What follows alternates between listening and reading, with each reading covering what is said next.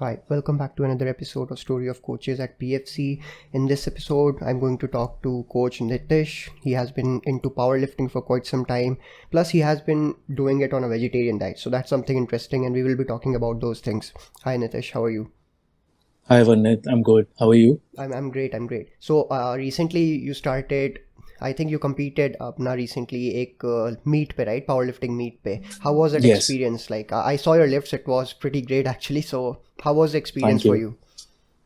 Uh, Experience was good क्योंकि obviously it was very first for me. So बहुत अच्छा experience था and I got to see many powerlifters जो actually बहुत सालों से they are into this thing and I'm someone who actually started pretty late मैं बोलूँगा मेरे हिसाब से because I just started training back 3-4 months back only. So 3-4 महीने की जो मेहनत थी that actually came into this district and state level. But then when I went to the powerlifting meet, I saw a lot of people जो इसमें actually काफी time से हैं and the way they were lifting, that was something which was very good. I mean, I was बोलते हैं ना मतलब वो power and वो जो एक rawness होती है. I was very happy to see that, and the overall experience, if I say about powerlifting meet, was pretty good because you tend to meet many people around there. Yeah, you did two meets, right? अभी back to back आपने किया था. Correct. So like what was the difference वहाँ पे did you feel both Okay. दोनों meets हाँ. में? Okay. So the first one which I did, वो basically एक district meet था. So the place where I stay is Navi Mumbai. So Navi Mumbai as a district, so there were people coming in from all the places. And Navi Mumbai district में they competed. So there were various categories जो weight categories रहती हैं. And उन categories में competition हुआ. And then in that district level, I got a gold with the good numbers in SBD, which was according to me. मुझे लगा कि हाँ चलो ये अच्छा था as per my thing. And once you get once you clear the district level ना, उसके बाद you play the state level. So that's how it was. And अगर आप states भी clear कर लेते, then you would go for a national. But then obviously the numbers are pretty big when you Hmm. compare it with the national level kind of competition. Because SBD का total should be a very good number to get into that. So district was just the warm up, you can say, and उसके बाद state आया and state में you got to know कि okay there are other people also in this thing जहाँ पे यहाँ पे तगड़ा competition आपको मिलेगा. Mm-hmm. So that was it. States में I didn't secure any place but I was happy because वो एक experience, वो एक feel मिला मुझे about how a powerlifting meet is actually done. So that was it. I mean, you must have come across like और भी जो professionals हैं who have been doing this for probably longer time जो कर रहे होंगे Correct. उन्होंने भी compete किया होगा, right? That's Correct. hmm. Absolutely. I mean, I have seen people warm up, doing a warm up with 300 kg squat, and I was like, oh shit, man. Matlab, the way I lift and the way they lift is there's a huge difference. And to reach at that level, obviously, बहुत time लगेगा to reach at that level and that numbers. So, powerlifter, I mean, in every category, I would say there were people who were actually lifting good amount of weight. Interesting. I have never like tried to chase bigger numbers, so मेरे पास उतना context actually नहीं होगा इसके around. But I can definitely मैंने भी like mostly YouTube पे देखे हैं like जो live हाँ, like telecast करते हैं the lifts and everything. correct. That's something which I admire. Like I think that requires another kind of whole different mindset कि वहाँ जाके Absolutely. वो push करो उस number पे try करो. तो yeah definitely. एब्सोल्युटली मतलब एक बार अगर लोड आपके ऊपर आ गया and it's just that you and the bar, उसके बाद वो आपको उठाना ही है. That's what I mean that's what the mindset should be कि यार एक बार आ गया है तो then I have to lift it up चाहे कुछ भी हो. Mhm. सो उसी माइंडसेट से सब लोग जाते हैं and they do their lifts. Interesting but like आपका स्टार्टिंग पॉइंट क्या था लाइक ट्रेनिंग जर्नी का आई एम श्योर कि कहीं से you must have started right even with like joining the gym for the first time let's talk about उतना पीछे so right. What's your journey been like अभी तक from that okay. Point to अभी current date पे. Okay. So, just like everyone, जैसे मैंने कहा, I've been working with corporate. So, I was on a pretty heavier side. मैं बहुत ज़्यादा heavy side पे था. I started my journey in 2017, if I tell you. So, somewhere between July and August में मैंने start किया. 97 kg at that point of time. The goal was only to lose weight. I mean, it was just कि भाई मुझे lean होना है, and that was the only goal what I was chasing. And just like everyone, I mean obviously जब मुझे भी nutrition का knowledge नहीं था, just like everyone I tried every other diet जो अभी भी लोग करते हैं. But then I started understanding it कि नहीं यार, अगर ये चीज़ करनी है तो it needs to be more sustainable. So I started understanding about it, and then उसके बाद I started my journey. Then probably in a time span of 6 months, I lost somewhere around 20-25 kgs. So for me, that was a good achievement because I was eating everything and still I was on my target achievement. I mean, whatever the goal was my at that point of time.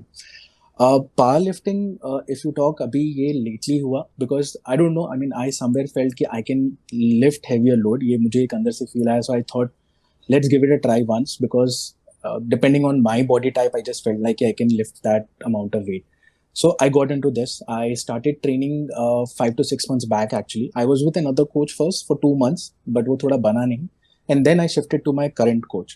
So with current coach, it was pretty good because जो numbers मैं hit कर रहा था individually when I was training, but when I actually trained with my coach, powerlifting coach, there was a huge jump in the number, and मैं खुद नहीं believe कर पाया कि I can actually lift this much amount of weight. So that's how the powerlifting journey has been for me right now. And it's been 3 months, 3-4 months, and I'm pretty happy with the numbers. And hopefully आगे जाके भी next year तक I'll definitely gonna play state once again. So that is something what I have in mind कि इस बार states में number नहीं आया, but एक बार जब वो कंपटीशन खेला एंड उसका जो चस्का लगा है ना, तो then you have to hit it next time. भले ही district I clear it, but then state is something which I am focusing now, and that's how my training will be कि भाई नेक्स्ट ईयर तक I will definitely get into states once again and hopefully I will crack it. And you mentioned here, right, कि the coach has helped you like realize that वहाँ पे कि you had like more potential inside you probably, but उसको भी Correct. फिर वही ना कि उसको tap कैसे करना है, how to go about it basically. So Correct. so what do you think कि how important is having a coach, मतलब like let's just speak in terms of powerlifting उसके terms में. See, I come from a background powerlifting की जिसको knowledge नहीं है obviously, but if you get with a coach and who has done powerlifting at national level, so he will actually see कि यार आप कितना, आपके अंदर कितना और potential है, because powerlifting में सिर्फ lift करना नहीं है, but there are technique and form which are equally important. There are commands which are equally important when you're getting into powerlifting. अगर आप lift कर रहे हो, आप power meet खेल रहे हो, तो there are other things also which are equally important. And probably बहुत बार ऐसा होता है कि when you're lifting a certain amount of weight, you would think कि यार मैं शायद इसका एक rep और मार पाऊंगा, but your coach will actually gaze it कि नहीं, तू एक नहीं तो at least 2 या 3 और कर सकता है, and that has happened with me personally. So I didn't knew that I can actually lift that much amount of weight with this much amount of repetition, and my coach was the one, Vedant. So he was the one who actually gazed it and told me कि यार तू और कर सकता है, and that's how it actually built more confidence in me कि नहीं यार इसने गेस कर लिया है, मतलब कुछ तो बात है. And touchwood, I have been very lucky with him.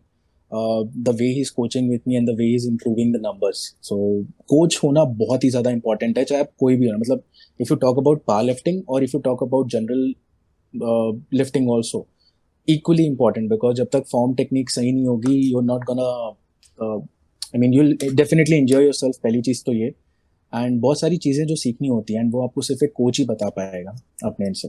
Plus इसमें if I have to add something ये है कि you will be spinning your wheels एक जगह पे, अगर आपको प्रॉपर गाइडेंस नहीं, आपको पता नहीं कैसे प्रोसीड करना है. I have seen people struggle 100 kg के डेडलिफ्ट्स पे पूरा साल भर and they are still not able Correct. To, जबकि उसको थोड़ा सा स्मार्टली ट्रेनिंग, मतलब कई वेज होते हैं इसको ट्रेन करने के, right, even for Correct. General people. तो you can see the difference वहाँ. कोई 100 से 150 जा सकता है अगर स्मार्ट ट्रेनिंग हो, कोई 100 से 110 ही रहेगा अगर वो सही से नहीं कर रहा है ट्रेनिंग. तो Absolutely. या So I'll give you my example. I mean, I don't know. वेदांत के अंदर आने से पहले my personal best deadlift was 100-120, जो normal सबका जिम में एक होता ही होता है. But within this 3 months of time, what I've trained with him, I realized that I can actually hit a pretty good number. जो मेरा अभी last state में हुआ था, that was somewhere around 195 kg. And I myself was surprised कि यार मैंने यहाँ से इतना जंप ले लिया है. So that's what a coach actually does to you, कि उसको पता है कि यार तेरे अंदर कितनी capacity and how much you can do it. So plus programming, obviously the way he program and जो भी deload and all जो intensity वगैरह रहती है matter करती है. So that's how he programs. So for that matter I would definitely recommend कि एक coach होना बहुत ही ज़रूरी है. If you're planning powerlifting to play at a state or a national level, then I would suggest to go with a coach for sure. And my next question here would be कि when it comes to training, what do you think are the major differences जहाँ पे a general like normal population से जो who is not interested into powerlifting but who just wants to progress in his lifts, कोई वो person है plus someone who is into powerlifting, वहाँ पे training के approach में क्या difference आ जाता है? प्लस आई बिलीव दोनों को ऐसा नहीं है कि दोनों को नहीं चाहिए कि वेट्स ज़्यादा उठाना है बारबेल पे या बार पे. इट्स नॉट लाइक दैट कि जनरल वाले को है कि मैं पावर लिफ्टिंग नहीं कर रहा तो मुझे ज़्यादा वेट उठानी नहीं. इट्स लाइक कि दोनों को Correct. उठाना है but there would be certain मतलब डिफरेंसेस जो अप्रोच लेके चलना होता है. So what do you think those are? See, when I talk about powerlifting में the only focus for the powerlifter is to lift heavy, ठीक है, and that's how the programs are built accordingly. So अब basic तीन lift होते हैं, squat, bench, deadlift, जिसमें आपको ये इंक्रीज करना है अपना नंबर्स. सो जो पावर लिफ्टिंग का प्रोग्राम रहेगा that will revolve around those three things only in a week, and बाकी जो एक्सेसरीज वर्कआउट है that will come in handy. So मतलब it will be more towards strength and a bit of hypertrophy, you can say कि थोड़ा बहुत hypertrophy include होगा. But when it comes to general lifter, what I have seen कि उनको चाहिए कि यार स्ट्रेंथ तो बढ़ेगी, but they want that hypertrophy वाला थिंग भी, जहाँ पे they build up muscle quite good and definition so on, वो सारी चीज़ें. तो दे बिलीव कि यार ये 8 से 12 वाला रैप रेंज है, वो सारी चीज़ें जो हैं वो उस पर ज़्यादा उनका फोकस रहता है. But simultaneously yes, if they want to increase their numbers they have to work on strength, and वो स्ट्रेंथ भी धीरे धीरे ही इंक्रीज होने वाली है, एकदम से तो नहीं होगी. सो मतलब मैंने भी बहुत टाइम लिया है to reach at that level, and probably every one would take that much amount of time. Training approach दोनों में फॉर श्योर दोनों में फर्क होने वाला है, because one will be specifically for strength and the other one only focus on hypertrophy and less of strength, I would say. Okay, makes sense. It makes complete sense because goals थोड़ा सा differentiate ज़रूर हो जाता है, even though अपने वे में दोनों progress करेंगे. करेंगे. Correct.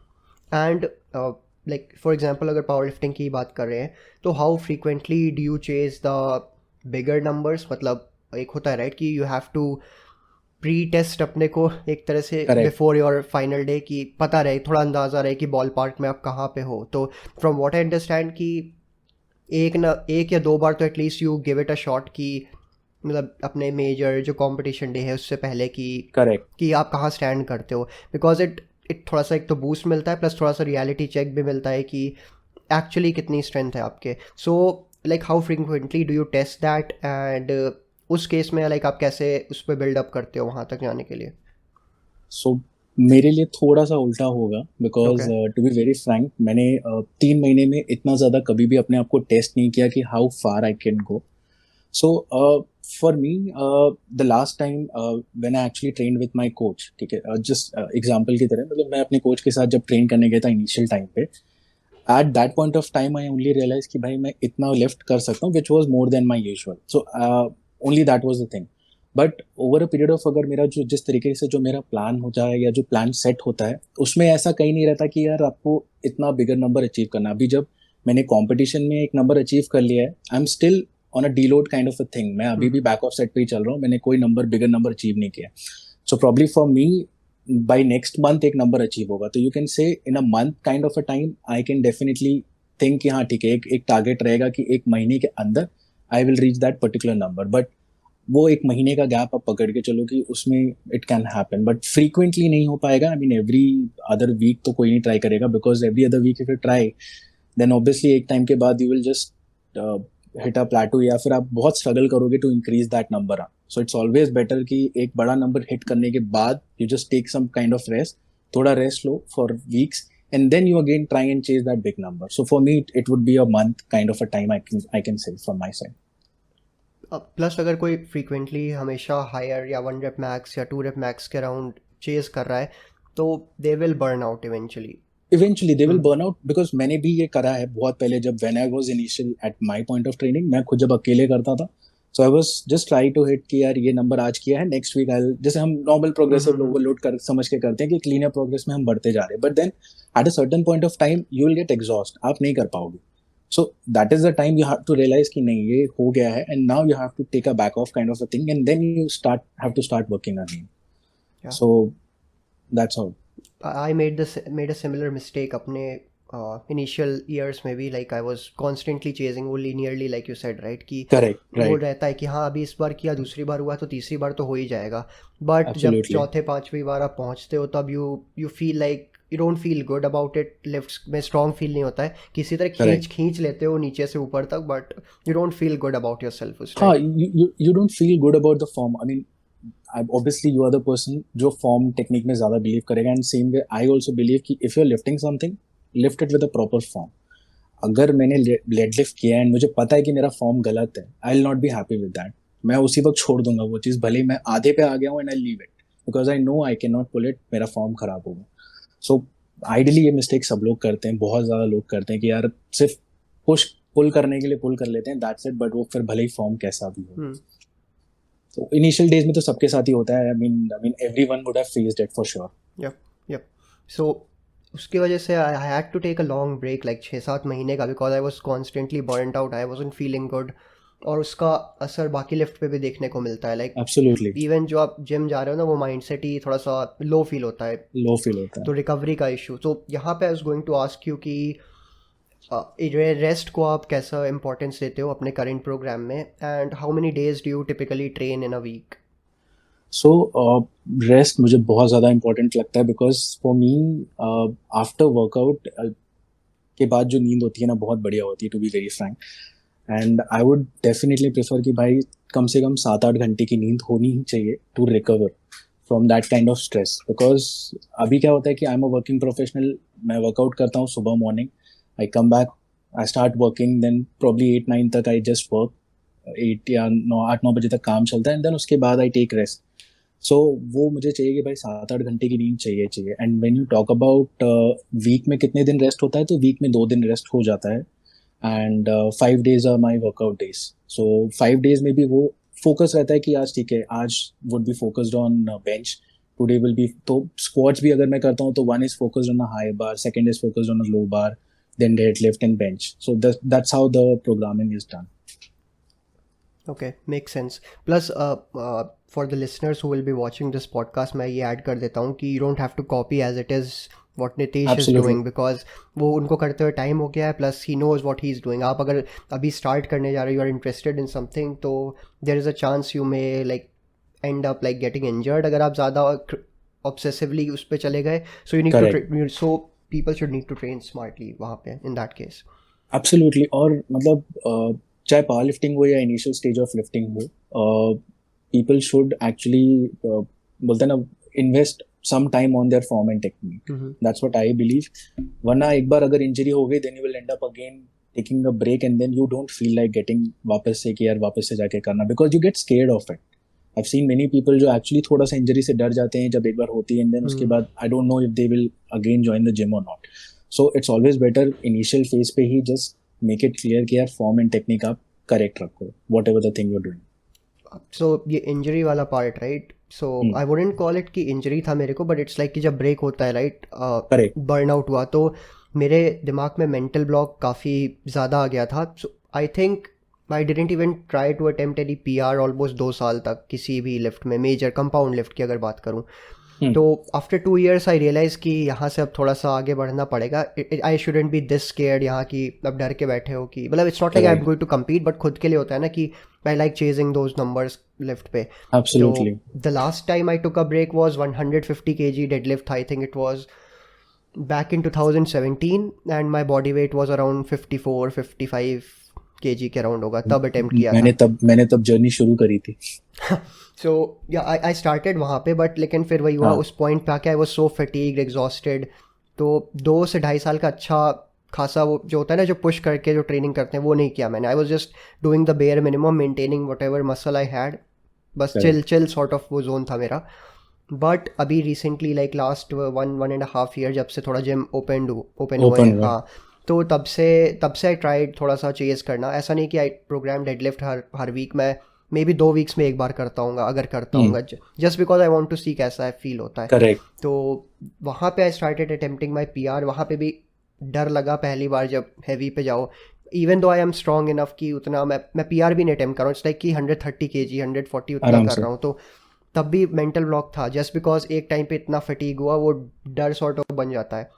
And I Absolutely. Notice this in some of my clients I train, कि सपोज किसी को रनिंग इंजरी हो गया या फिर जिम में कुछ इंजरी हो गया, they are so sceptical of pushing themselves again, even though they can, उस टाइम पे सब कुछ हील्ड है, सब रिकवर्ड है, they are still very sceptical. तो यहाँ पे I think having a coach definitely helps, कि Absolutely. वो उनको वो पता तो चलता है कि वो कहाँ, वो ट्रस्ट कर सकते हैं उन पे, कि you they will let you know, उनको भी पता है, स्मार्टली बताएंगे आपको कि यहाँ पे आप रिस्क ले सकते हो, इट्स वर्थ द रिस्क, या कुछ प्रॉबेबली दिक्कत नहीं होगा. So that's what I wanted to correct. Add इसमें.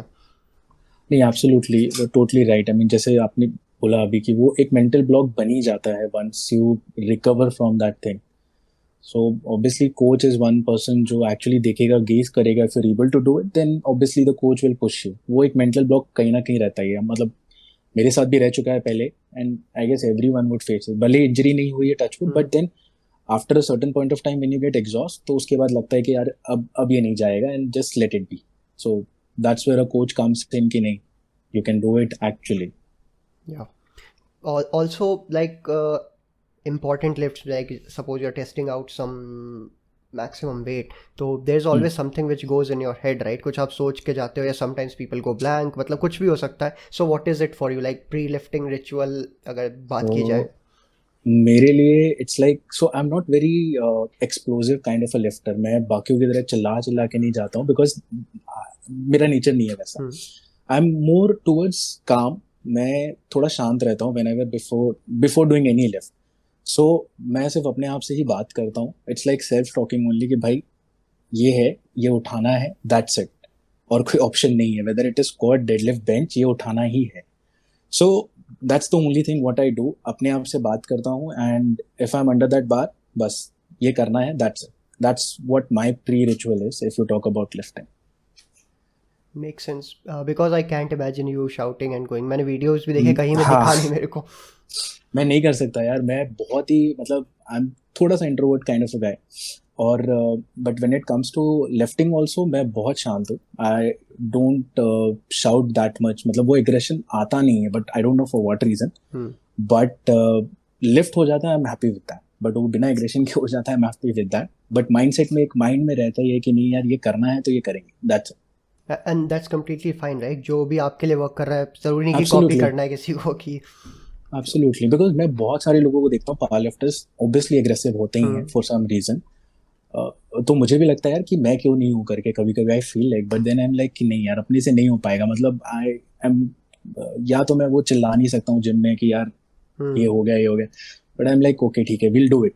तो शांति से अपना काम करो, एंड देन शांति से निकलो. That's what I do. Okay. And like currently, अगर करंट प्रोग्राम की आपके बात करें, तो how often do you perform those deadlift, squats या bench press in a week? Like frequency आप क्या रखते हो? I am not asking about the rep ranges या एक्सरसाइज कौन सी, but like how many times do you practise it? So week में रहता ही है मेरा. So squats is 2 times. So one is high bar and the low bar one. And deadlift is once. So and bench is also once in a week. Squats पे ज़्यादा focus है इस time. And deadlift में भी deadlift is one thing, and then there is Romanian deadlift. So that is more focused toward hands. तो वो इतना नहीं है. But हाँ, squats week में 2 बार, एक बार bench and एक बार deadlift. That's how it goes.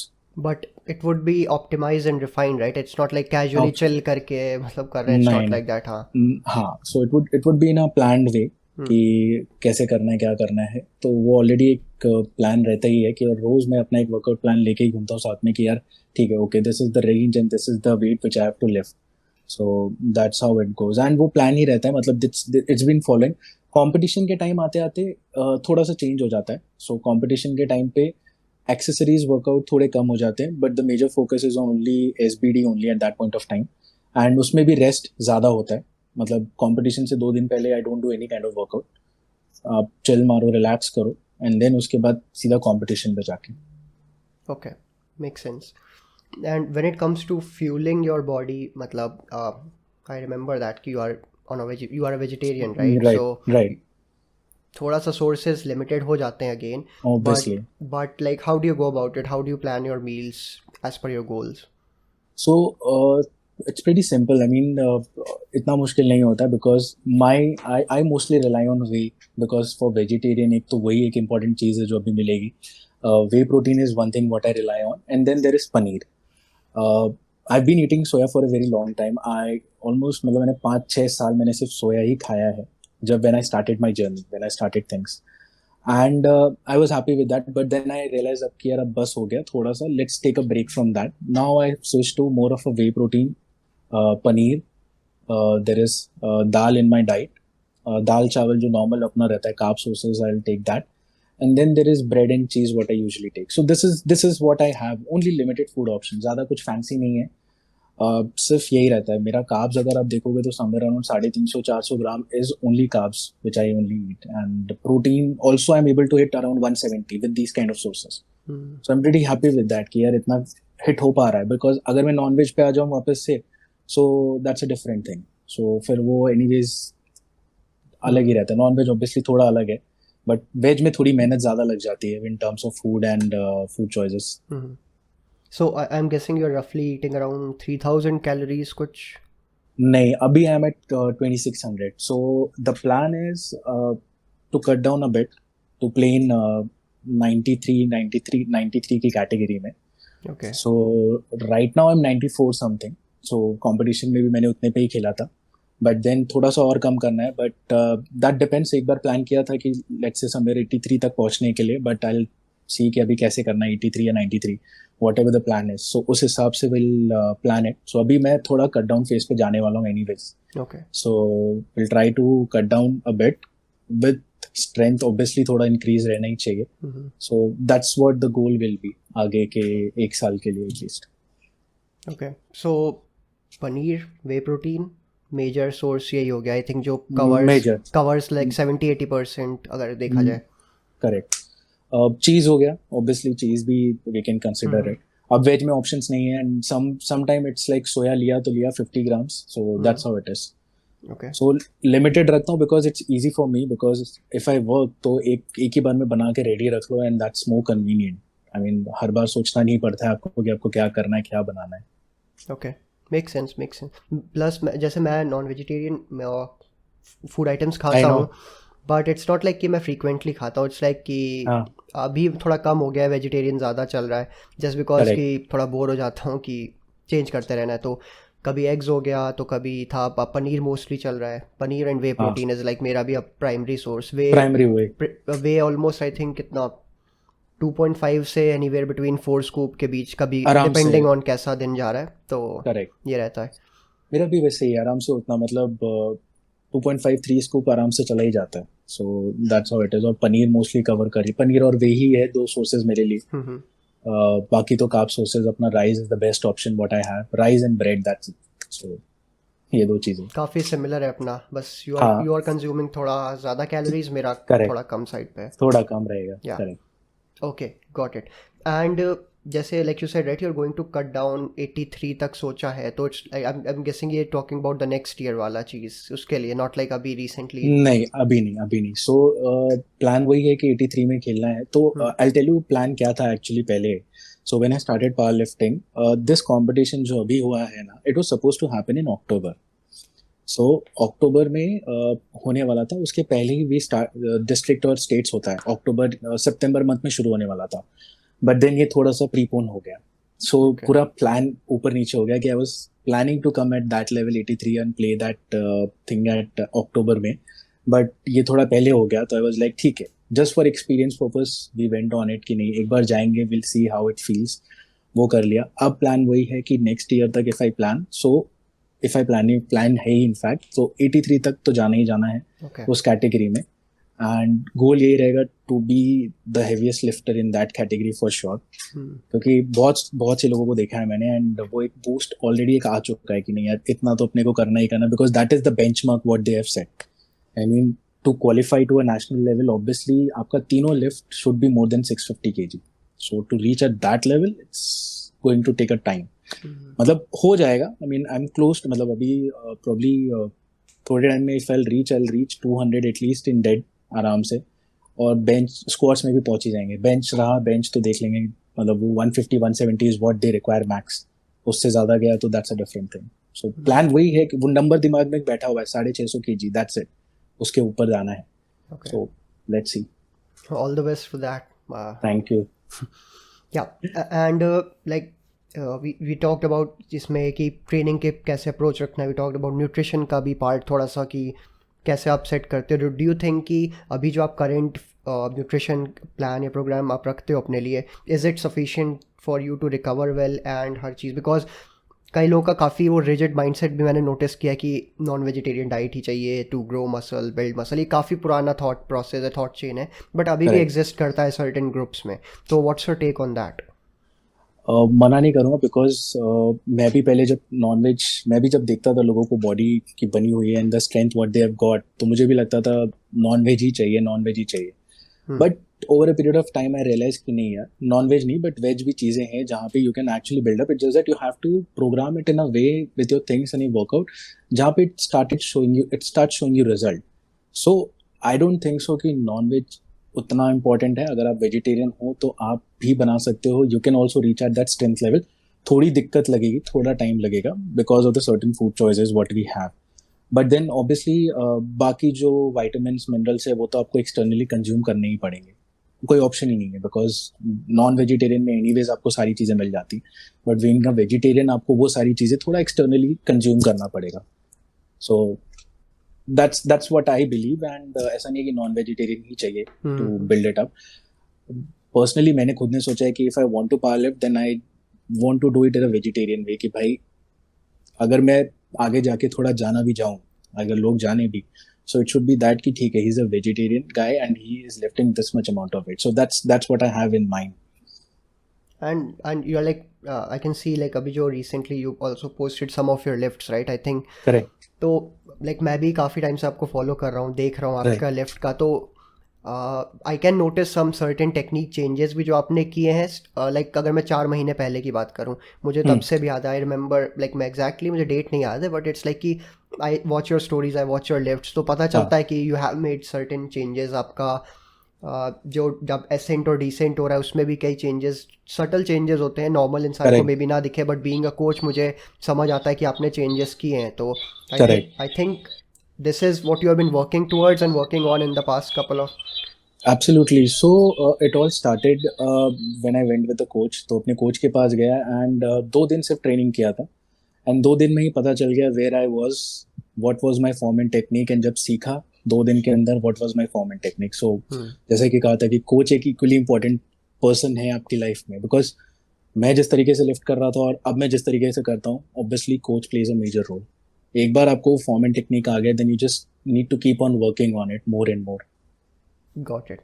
And like before I wrap up this podcast, I would like to ask 3 pointers जो लोगों को consider करना चाहिए if they are getting into this side of things, especially pursuing powerlifting. So what would be those 3 suggestions or advice that you would give for them?